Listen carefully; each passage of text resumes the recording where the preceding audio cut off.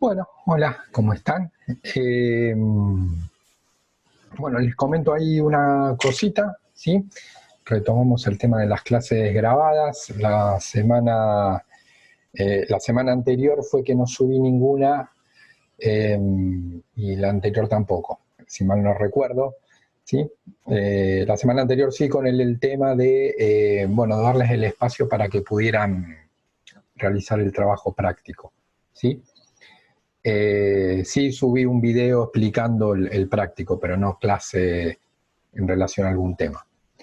Así que, bueno, nos quedarían 3 o 4 clases, 4 sería, ¿sí? Incluyendo la de cierre, ¿sí?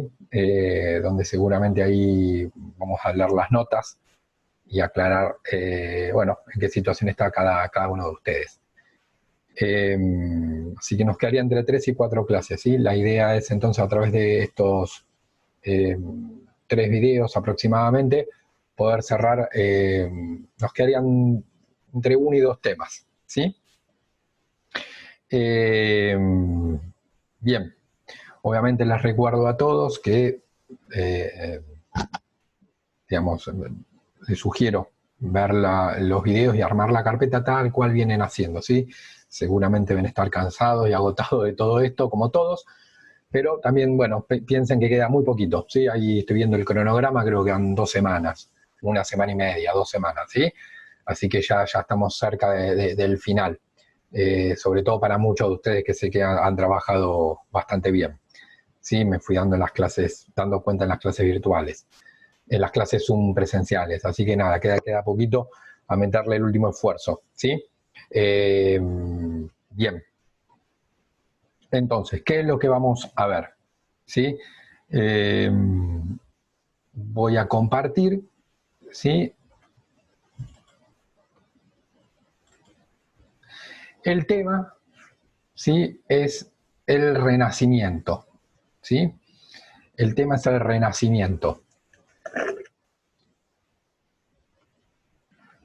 Entonces, vamos a ver sería como un nuevo tema, así que les pido que pongan en la carpeta el renacimiento. Esto sería uno de los 2 temas que nos quedan, ¿sí? Mucho más corto que los anteriores, ¿sí? Como introducción lo que podemos decir es como un retomar temas que nosotros vimos, no, digamos, como que los últimos temas que vimos, y así fue el práctico, tenía que ver con el poblamiento americano y las civilizaciones americanas, ¿sí? Previo a ese tema de América, del poblamiento de América, las civilizaciones mayas, aztecas, incas, ¿sí?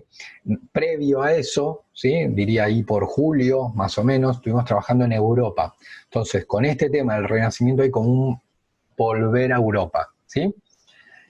Lo último, por eso acá dice recuperando temas, ¿sí? Porque sería como retomar temas que nosotros vimos, después los paramos, acá nos metimos en todo lo que es América, ¿sí? Y ahora estamos acá, sería como un volver acá, ¿sí? A Europa. Nosotros en Europa estuvimos trabajando sobre la crisis del siglo XIV, ¿sí? Eso fue como el último tema que vimos de Europa, la crisis del siglo XIV. Les recuerdo que esto es 14 y que el siglo, les recuerdo cómo era esto, cada uno lo sacaba como quería. Pero es casi que la única clase presencial que tuvimos. ¿Se acuerdan que esto era igual a 14? Se le restaba 1, entonces es igual a 13 y se le agrega el doble cero y era del 1300 al 1400, ¿sí? Esa crisis del siglo XIV, ¿sí? Una crisis muy seria que hubo en Europa, una crisis en cuanto a la producción, lo cual implicaba la producción de alimentos, ¿sí?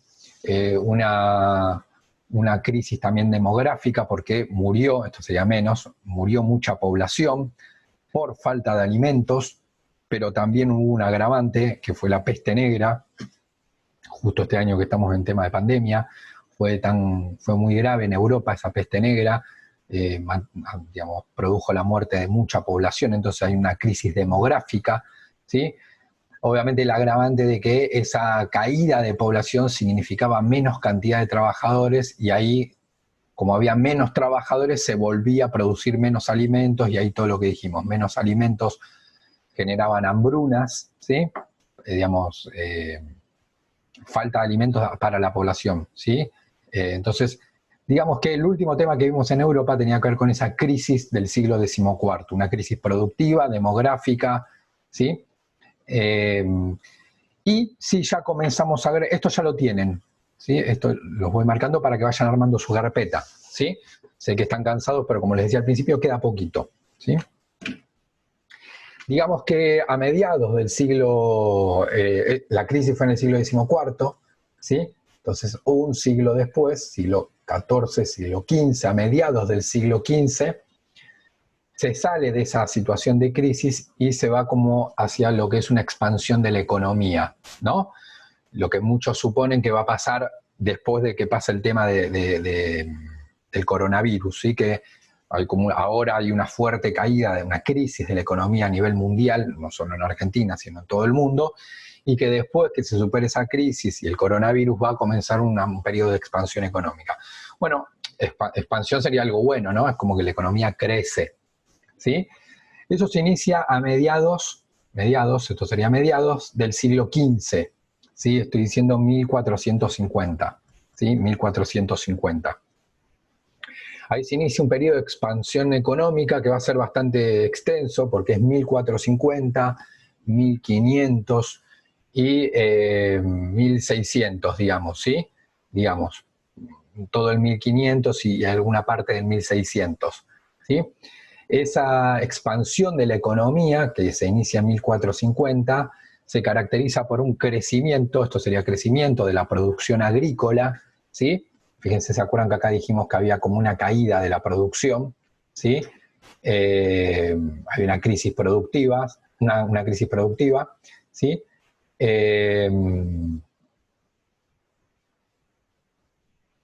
Acá lo que sucede es lo contrario, hay un crecimiento de la producción agrícola, ¿sí?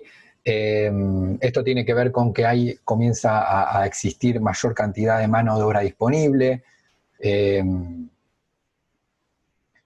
se comienza a producir en tierras en las cuales no se producían, entonces al haber más trabajadores y al haber más tierra, hay un crecimiento de la producción agrícola, ¿sí? Esto hace que, digamos, ¿se acuerdan la pirámide que ustedes estudiaron? ¿Se acuerdan esa pirámide del feudalismo, donde arriba estaba esa pirámide que estaba dividida en tres, abajo los siervos, en la mitad, la pirámide feudal, ¿no? En la mitad estaba la nobleza, el clero, y arriba estaba lo que era el rey, ¿se acuerdan de esa pirámide? Y la nobleza. Bueno, esa pirámide para 1450 no es que desaparece, pero se comienza como a debilitar, ¿sí? Para el 1500 seguía habiendo señores, nobles, ¿sí?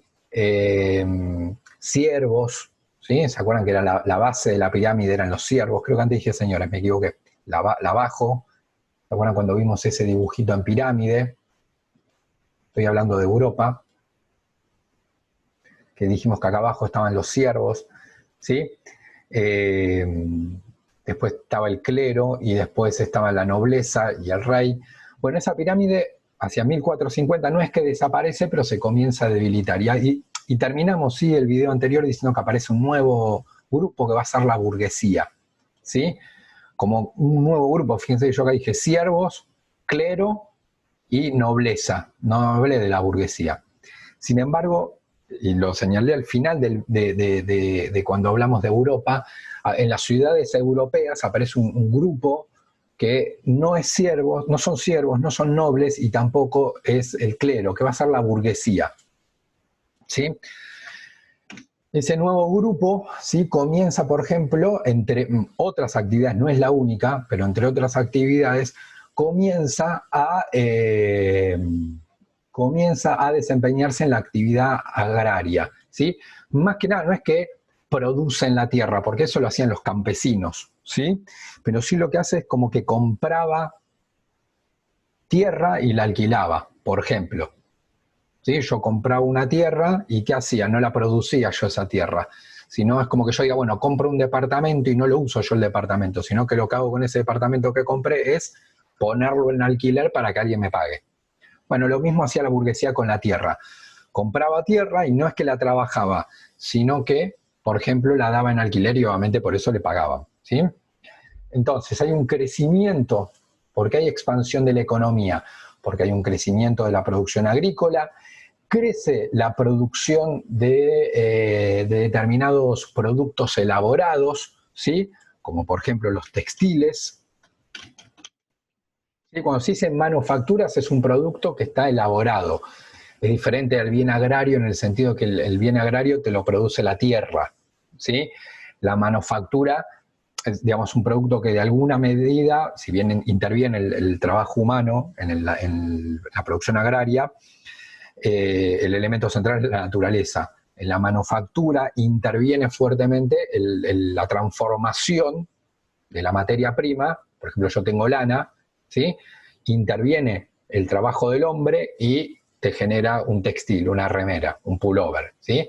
Bueno, entonces hay porque hay expansión de la economía, hay un crecimiento de la producción agrícola, un crecimiento de las manufacturas y el comercio. Y por otro lado se introduce el trabajo rural a domicilio, ¿sí? ¿Qué era el trabajo rural a domicilio? ¿Sí? Tenía que ver con que mucho de esta burguesía o mercaderes, ¿sí? Fíjense que ya va tomando mucha importancia, de hecho ya nombramos a este grupo 2 veces, nombramos acá en la producción agraria y también acá. ¿Qué es lo que hacía?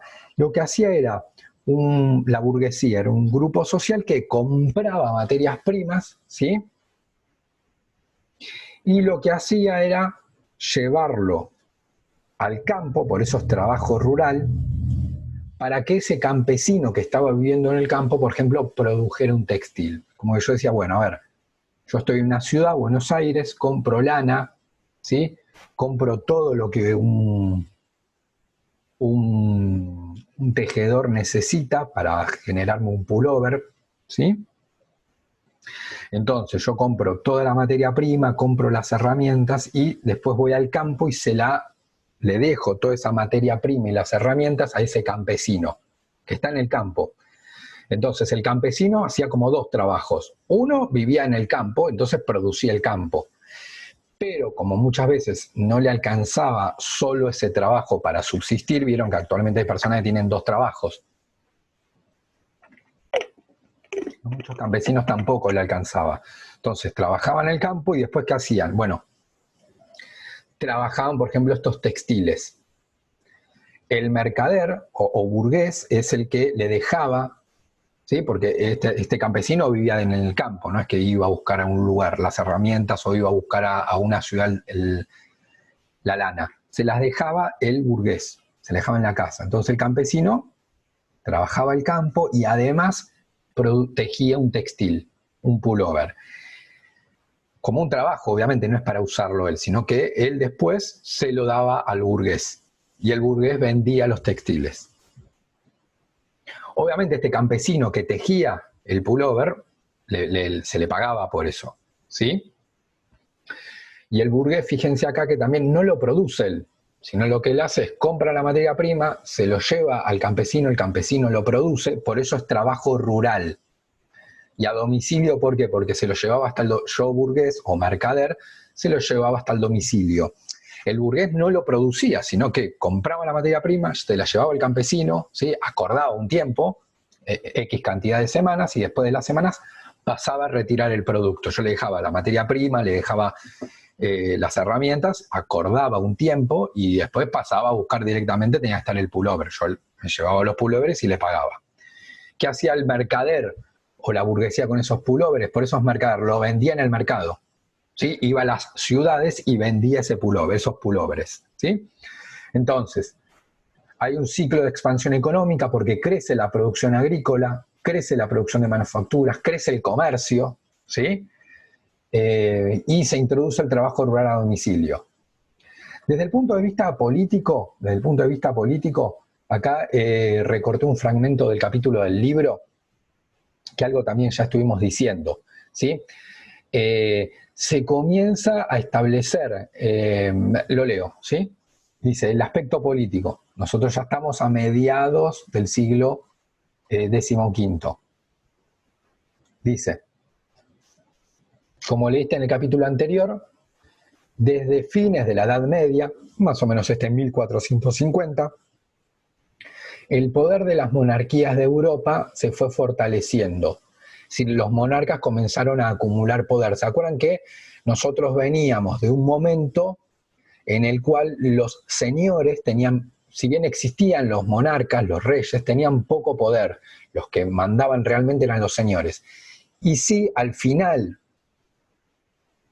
de la Edad Media eso comenzó a cambiar. Es decir, ahí como que se dio vuelta la balanza, ¿no? Como dijimos, bueno, existía el monarca, pero tenían más poder los señores, porque eran muchos.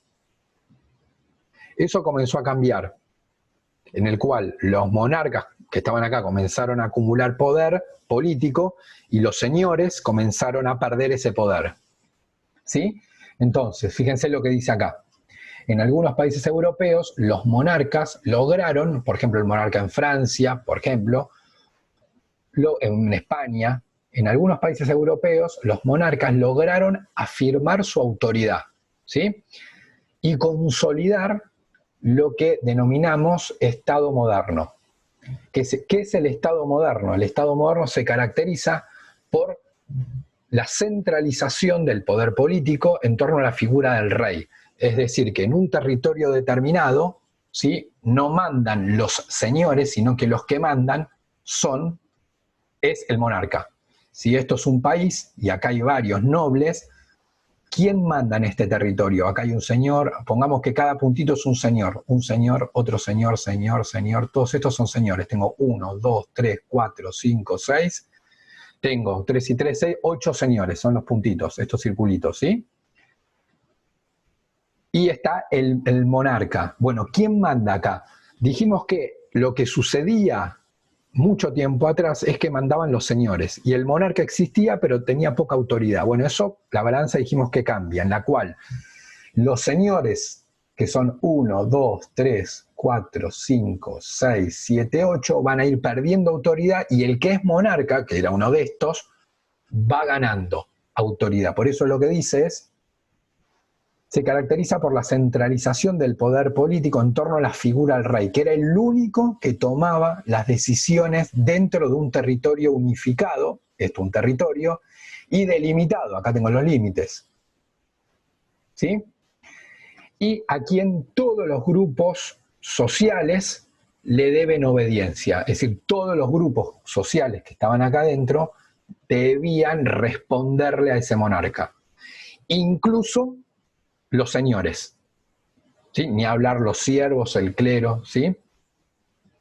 De alguna manera lo que está diciendo este texto es que se comienza a construir el Estado moderno, ¿sí? Porque donde está es como que yo diga el Estado argentino. Hay un presidente, que en este caso es Alberto Fernández, ¿sí?, que representa al Estado argentino, ¿sí? Bueno, se comienzan a construir los estados. ¿Qué es lo que había antes? ¿Se acuerdan que nosotros lo que había antes eran los feudos? Como que si se acuerdan que esto era un feudo, acá era otro, eran como está el territorio dividido en feudos. Ahí el territorio se comienza a unificar con una autoridad que es el monarca, ¿sí? Y eso dice, todos los grupos sociales le deben obediencia. Para consolidar su autoridad, estoy acá en esta parte, para consolidar su autoridad, los monarcas tuvieron que enfrentarse a los señores feudales y controlar el poder de la iglesia, para lo cual retomaron el privilegio de nombrar a las autoridades eclesiásticas, ¿sí? Entonces, acá adentro estaban los señores y miembros de la iglesia, que obviamente querían de alguna, como si yo dijera, mandar ellos acá adentro. Y ahí el monarca, por eso dijimos, era una balanza, que se comienza a inclinar para el lado del monarca, que comienza a tener más autoridad. Obviamente los señores que antes mandaban y también la iglesia mandaba, no cedieron, digamos, no es que dijeron, bueno, no pasa nada, listo, que mande el rey, sino que se resistieron, ahí hubo enfrentamientos. Sin embargo, el monarca fue como imponiéndose en determinados países. El último párrafo dice, En este proceso de fortalecimiento de la autoridad central, los soberanos, es decir, el monarca, es un sinónimo, contaron con el apoyo de legistas y escritores políticos como Maquiavelo, como, bueno, sí, no importa tanto acá, perdón, bueno, este último no es tan importante, ¿sí? Sí me interesa este párrafo y este párrafo, ¿sí? Entonces, ¿qué es lo que yo tengo hacia 1450? Se expande la economía y por otro lado, en el aspecto político, se introduce el Estado moderno y dentro del Estado moderno una figura muy importante que es se consolida la autoridad del monarca. ¿Sí? Entonces, yo lo que tengo acá sería, se introduce, se conforma la formación del Estado moderno y lo cual está asociado se comienza a, de alguna manera, a establecer el poder del monarca. Para lo cual dijimos que se enfrenta a los señores que no querían desprenderse del poder y también a la Iglesia Católica Apostólica Romana. Bien. Sí, digamos que casi que en esta última, así, vamos a ver si llego, no creo. Entonces, retomamos a partir de la crisis del siglo XIV, dijimos que se inicia, que esto lo vimos, ¿sí? Esto si uno mira los videos de Europa antes de los contenidos de América, se hablaba de la crisis. ¿Qué agregamos acá? Agregamos que hay una expansión económica, ¿sí? Por todo esto, estos puntitos que ven acá, ¿sí? Y también en el aspecto político se da la formación del Estado moderno y se establece el poder del monarca enfrentándose a los señores y a la iglesia. Ahora, también lo que tenemos, y esto fíjense que es lo que le va a dar, esto es muy importante porque le va a dar el nombre al título, dijimos que nuestro título es El Renacimiento, ¿sí? Sería que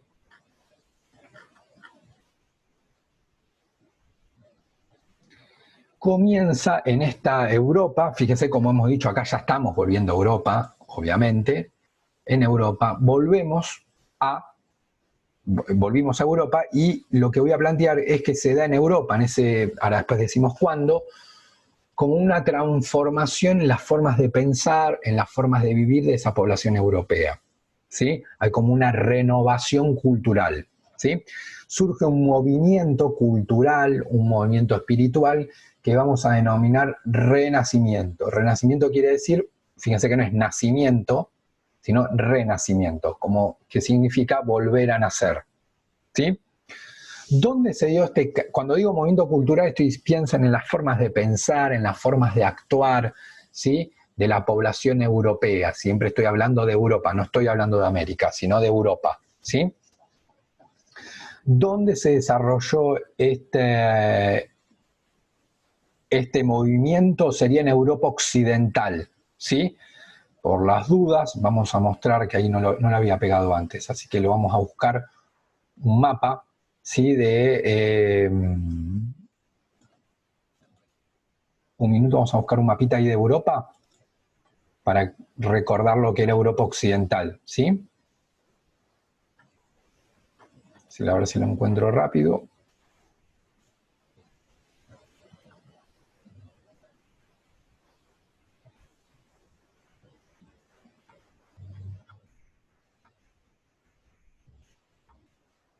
Estoy buscando, a ver.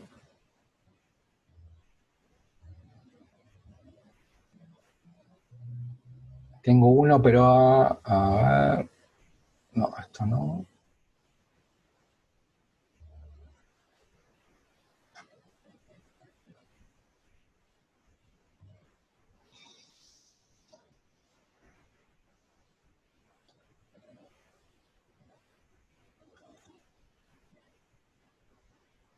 No, este no me convence. Un minutito. Voy a buscar uno que sí me parece va a ser más claro.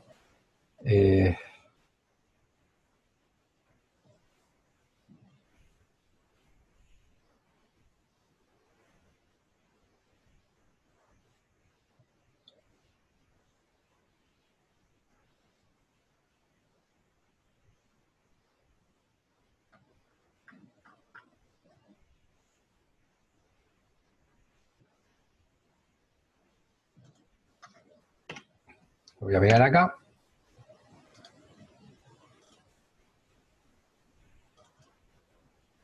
Vamos a mostrar por las dudas lo que era Europa Occidental, ¿sí?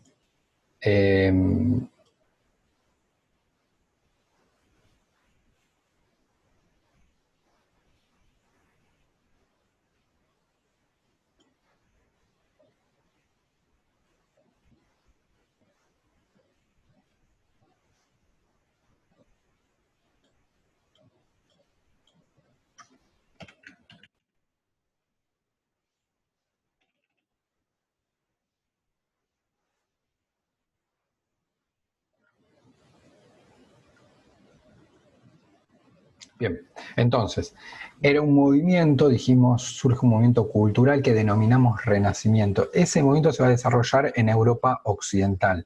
Lo que vamos a hacer entonces es mostrar qué es esto de Europa Occidental. Me imagino que a esta altura ya lo hemos nombrado mucho a Europa Occidental, pero bueno, lo vamos a marcar otra vez en el mapa por las dudas, ¿sí? Capaz hay alguien ahí que está perdido, que no lo recuerda. Entonces lo que vamos a hacer es volver a marcarlo. Esto es un planiferio, ¿sí? América, África, Asia y Europa, y lo que voy a hacer es cortar directamente hacia Europa para que ustedes lo recuerden, ¿sí? Lo que sería...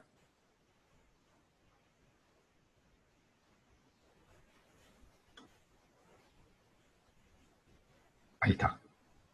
Y esto ya lo podemos ampliar, ahí se ve mejor. Sería Europa Occidental, sería esta zona, fíjense, ¿sí? Que está Europa, el mar Mediterráneo, acá la bota, que está Italia, España, Portugal, ¿se acuerdan que esto era la península ibérica? ¿Sí? Bueno, acá abajo tengo África, ¿sí? Entonces, digamos que en esta parte, y se acuerdan que era Oriente y Occidente, nosotros dijimos ahí que, como que yo diga, bueno, Europa es todo esto, ¿sí?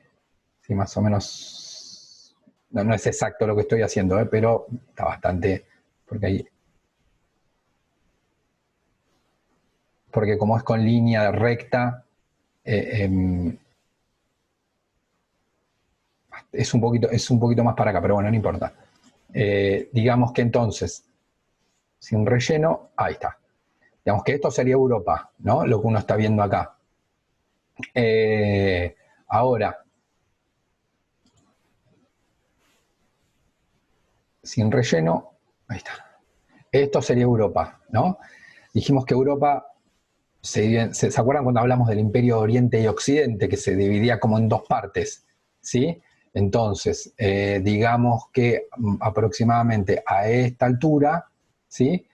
Puedo hablar de una Europa, eh, ahí está, ¿sí? Esto sería Europa Occidental, ¿sí? Ahí un poquito más para acá, ahí está. Aproximadamente, no es exacto, pero sería como, ¿se acuerdan que esto era Occidente y esto era Oriente? Esto era Oriente y esto Occidente, ¿sí? Entonces, eh, digamos que en esta parte, fíjense, en Europa Occidental surge este movimiento que denominamos Renacimiento, ¿sí? Renacimiento, donde surge principalmente en Italia. Recuerden que Italia era la bota, ¿sí? En ciudades de Italia, ¿sí? Porque justamente esto que veníamos hablando del poder del monarca y de los estados, Italia todavía no era un estado. Italia lo que eran ciudades. Bueno, de alguna manera, ¿se acuerdan cómo estudiamos los mayas? Que no era un imperio, sino que eran ciudades. Bueno, con Italia pasaba lo mismo. Todavía no existía Italia en sí, sino que lo que existía eran ciudades italianas. Entonces, en esas ciudades se comienza a desarrollar el Renacimiento, ¿sí? Que era un movimiento cultural y espiritual. Pensamos un movimiento cultural como una forma de pensar, como una forma de actuar, ¿sí? Como una forma de vivir. ¿Cuándo? A lo largo del 1400, a lo largo del 1500, ¿sí? Como estos de 200 años, ¿sí? Todo el 1400 y todo el 1500, ¿sí? ¿Cuál es la característica de este renacimiento? ¿Sí? Vamos a las características, ¿sí? No vamos a llegar a explicar todo el tema, pero sí como una introducción. El Renacimiento, ¿sí? Tiene una característica, ¿sí? ¿Cuál es la característica que posee? fíjense, acá donde dice, es como una línea de tiempo esto, ¿no? Donde dice presente sería el 1400, sí, no.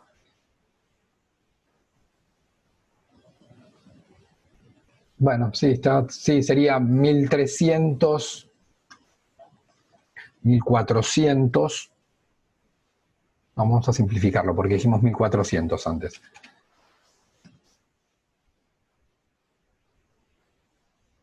No, está bien. Siglo XIV, siglo XV y siglo XVI. Ahí. ¿Sí? Entonces, siglo XIV, siglo XV y siglo XVI, ¿sí? Vamos a checarlo por si no va a entrar. Ahí. En ese momento, es decir, en ese presente, la población que estaba viviendo en ese 1300, 1400 y 1500, ¿sí? Digamos que en ese momento comienza a observar, a estudiar, a retomar mucho de la cultura de la antigüedad. ¿Sí? Les recuerdo que cuando hablamos, fíjense como que se salteaban toda esta etapa histórica, ¿sí? Como que no estudiaban, fíjense que la flechita, la flecha sale de acá y se va bien para atrás. La flecha no hace esto, ¿sí? Es como que la población que estaba en ese 1300, 1400, 1500 tiene un particular interés por lo que es la cultura de la antigüedad. Y cuando digo la cultura de la antigüedad es lo que ustedes estudiaron el año pasado.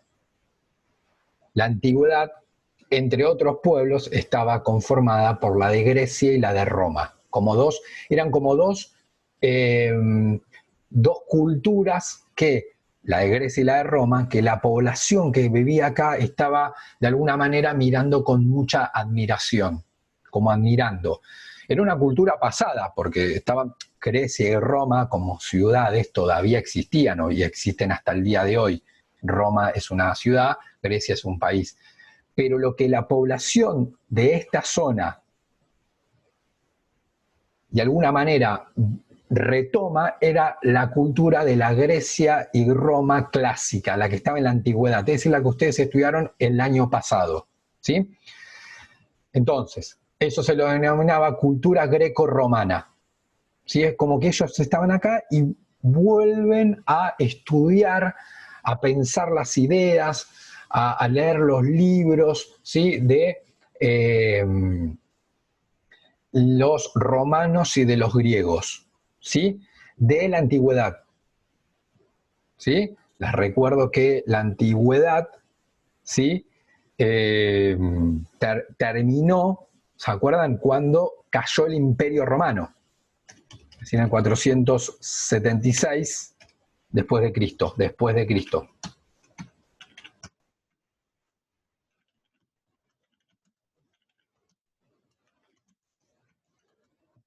¿Sí? Ahí, ¿se acuerdan? Había terminado la antigüedad. Bueno, entonces,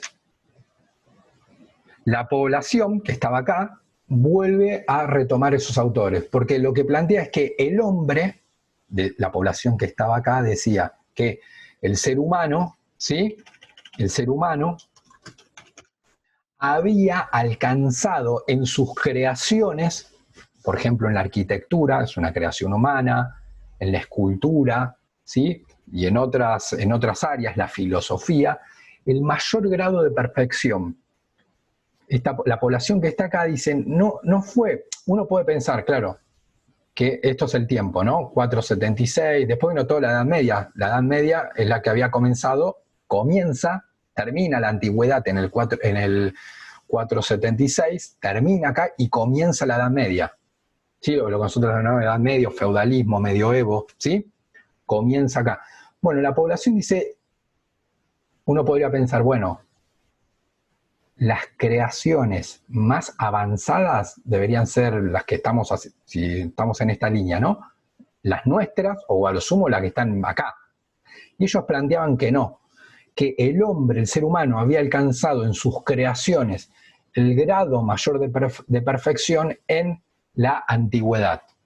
Es decir, en Roma y en Grecia. Tampoco era en cualquier civilización, no es que decían en los aztecas, no. En Grecia y en Roma. Allí el ser humano había hecho creaciones con un, no digo perfectas, pero con un grado de perfección muy alto. Entonces, y que lo que planteaban ellos es que en esta Edad Media, es decir, en el 500, 600, 700, 800, 900, 1000, 1100, 1200, ¿qué fue lo que pasó ahí? Bueno, como que toda esa perfección se fue perdiendo. Por eso también lo pongo en negro. Porque como que fue una época en la cual la Edad Media, el feudalismo, el medioevo, son sinónimos, fue una época en la cual toda esa perfección que se había logrado en la antigüedad se perdió. Entonces, ¿qué es lo que había que hacer en este presente? Acá. Había que retomar esa perfección de la antigüedad, que acá se había perdido. Entonces, había que interpretar, crear, actuar, el hombre, el ser humano, tenía que interpretar, crear, actuar en el presente, ¿sí? Porque el hombre obviamente no se podía volver a retroceder en el tiempo, ¿sí? Es como que yo ahora quiero retroceder al 1800, no puedo, ¿sí? Pero sí lo que se podía hacer era, en el presente, ¿sí? Retomar, ¿sí? Los elementos, las ideas, las formas establecidas en la antigüedad clásica. Porque les recuerdo que para las personas que estaban acá, este momento fue un grado importante de perfección del ser humano y que después se había perdido. Acá como que se perdió esa perfección. Entonces lo que había, por ejemplo, algo concreto en la arquitectura, en la forma de construir. Por ejemplo, en la forma de hacer arte. Como que acá esa perfección se había perdido, entonces lo que había que hacer, que estamos acá, es retroceder a ese momento, ¿sí? Y obviamente no, digamos, había que estudiar las formas de arquitectura, estudiar las formas de hacer arte y trabajar, por ejemplo, hacer una obra arquitectónica teniendo en cuenta elementos establecidos en la antigüedad. Entonces, en este sentido, ¿sí? En este sentido, ¿sí? Se comienza a desarrollar el humanismo renacentista. ¿Sí? Por eso es que, perdón, es que acá hablamos de un renacimiento, no decíamos un nacimiento, es como renacer. Como que acá se había llegado a un fuerte desarrollo, a una fuerte perfección, a un nacimiento, a un florecimiento, como una planta que florece, acá se marchita y lo que hay que hacer es volver otra vez, por eso es renacimiento. ¿Sí? Como renacer de nuevo, como nacer de nuevo, ¿sí? Nacer de nuevo. Porque se supone que acá el hombre como que había nacido, había alcanzado su mayor grado de perfección, después se marchitó y había que retomar eso. Entonces, cierro esto planteando que en el humanismo renacentista, explico nada más que el título, ¿sí? Renacentista viene de Renacimiento. En el Renacimiento se comenzó a generar algo que se denominó el humanismo. Entonces, vamos a hablar del humanismo renacentista, ¿sí?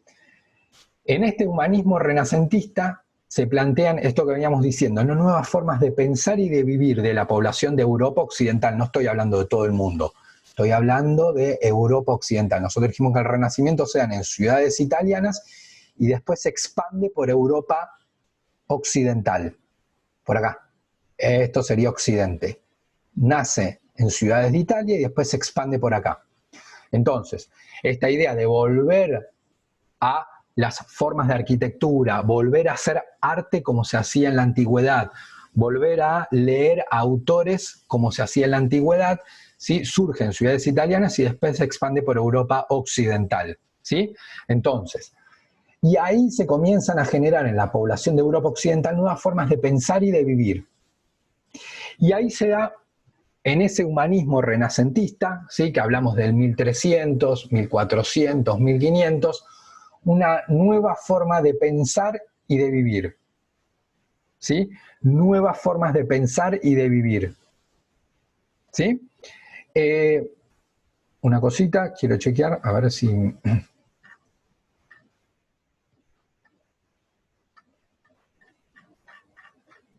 Para ver si llega...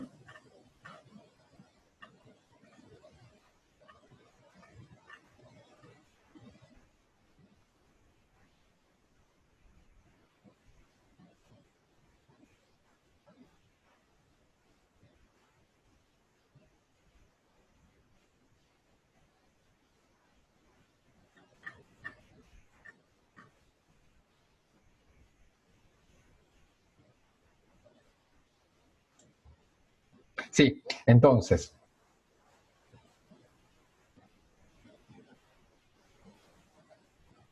No, estaba pensando, perdón, no, es así no los complico, perdón. ¿Sí? Siglo XIV, no estaría mal el otro siglo, ¿sí? Si alguien lo puso y ya está, no pasa nada. Entonces, en ese humanismo renacentista, ¿sí? Se comienzan a dar nuevas formas de pensar y de vivir de la población de Europa Occidental. Y ahí se da un cambio muy fuerte, ¿sí? Un cambio muy fuerte en la forma de pensar de la población, ¿sí? Se produce un cambio de la cosmovisión de la población en gran parte de Europa Occidental. ¿Qué es una cosmovisión? Como le indica el nombre, es una forma de visión, ¿sí? Visión, y es una forma en la cual, digamos que una sociedad, ¿sí? Mira a las otras sociedades, cómo se mira a sí misma y cómo mira también la naturaleza, cómo miro el universo, por eso es cosmo, ¿sí? Una cosmovisión, ¿sí? Cómo miro prácticamente, fíjense que ahí le estoy diciendo prácticamente todo, ¿no? Porque ahí estoy diciendo, bueno, es cómo miro a otras sociedades, cómo miro a mi sociedad, cómo miro la naturaleza, cómo observamos el mundo, cómo observamos el universo, ¿sí? ¿Qué lugar tiene mi sociedad? ¿Qué lugar tiene el ser humano, ¿sí? En el universo, ¿sí? Bueno, eso es casi que estoy hablando de todo, estoy hablando cuando digo cómo miro la naturaleza, estoy hablando de los vegetales, de los animales, ¿sí? Es decir, cómo miro todo eso. Por eso hablo de una cosmos, de decir casi que una totalidad, cómo miro todo eso, ¿sí? Y ahí es donde se da un cambio muy fuerte en el humanismo renacentista, que les recuerdo que ahora nos vamos a meter, ¿sí? Ya dijimos más o menos que es en el siglo XIV, siglo XV, ¿sí?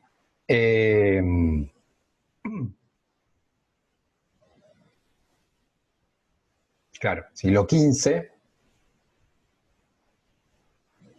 XV y XVI, perfecto, ¿sí? Digo, a lo largo del 1400, a lo largo del 1500, ahí se da ese cambio, por eso acá pongo cambio, de cosmovisión, ¿sí? Es decir, que en la Edad Media, ¿se acuerdan que era el periodo anterior? Había una determinada cosmovisión, ¿sí? Que vamos a denominar teocentrismo, y para este momento se va a un cambio de cosmovisión, a una forma diferente de ver, digamos, al ser humano, una forma diferente de ver la naturaleza, una forma diferente de ver el universo, ¿sí? En este presente se va a dar una nueva forma de observar, ¿sí? Un cambio de cosmovisión, ¿sí? Y vamos a pasar a una cosmovisión que vamos a denominar antropocentrismo. Entonces, se pasa el teocentrismo de la Edad Media acá a una nueva visión antropocentrista, ¿sí? Ese cambio es una de las características más importantes del humanismo renacentista, ese cambio de paradigma, ese cambio de cosmovisión. Pasar de esto a esto, ¿sí? Es uno de los grandes cambios, ¿sí? Entonces, ¿qué es lo que vamos a hacer en el próximo video? Terminar de explicar este humanismo renacentista, ¿sí?